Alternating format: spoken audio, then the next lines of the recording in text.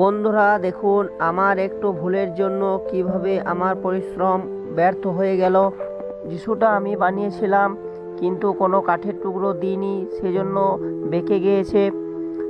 তাই আমি আবার নতুন করে এটা তৈরি করছি। এটা তৈরি করার আগে আমার সকল সনাতনী ভাইদের কাছে আমি ক্ষমা চেয়ে নিচ্ছি, কারণ আমি নিজেই একজন সনাতনী। তাই আপনাদের মনে প্রশ্ন আসতেই পারে যে একজন সনাতনী হয়ে তুমি এই যিশুর মূর্তি কেন বানাচ্ছ। তো প্রথমেই বলি, আমি হচ্ছি একটা সামান্য ক্ষুদ্র শিল্পী, তাই আমার যেরকম অর্ডার আসে সেরকম আমাকে বানাতে হয়। তাছাড়াও আমরা মনে করি ভগবান একটাই, যাকে ভিন্ন ভিন্ন নামে ডাকা হয়।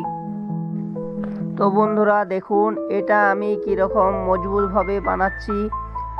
এটা বেকার কোনো চান্সেই নেই, কারণ এটাতে আমি কাঠের টুকরো দিয়ে তারপর মাটি দিয়ে বানাচ্ছি। পুরো মূর্তিটা তৈরি হয়ে যাওয়ার পর তারপর মাটি দিয়ে কাপড় ছিটিয়ে দিব। তার ফলে মূর্তিটা কোনো ফাটল ধরবে না ও আরও মজবুত হয়ে উঠবে। তারপরে ধীরে ধীরে কালার করে দেব। দেখা যাক এরপর কীরকম হচ্ছে মূর্তিটা।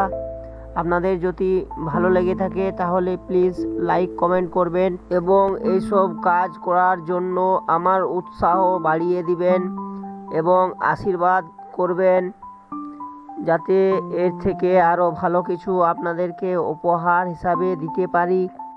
আমার মূর্তির কাজ প্রায় শেষের দিকেই। এরপর দেখুন মূর্তিটা কীরকম হচ্ছে। এই দেখুন আমার মূর্তি বানানো কমপ্লিট। এরপর কালার করে আপনাদের সামনে পরের ভিডিওতে নিয়ে আসব। ধন্যবাদ।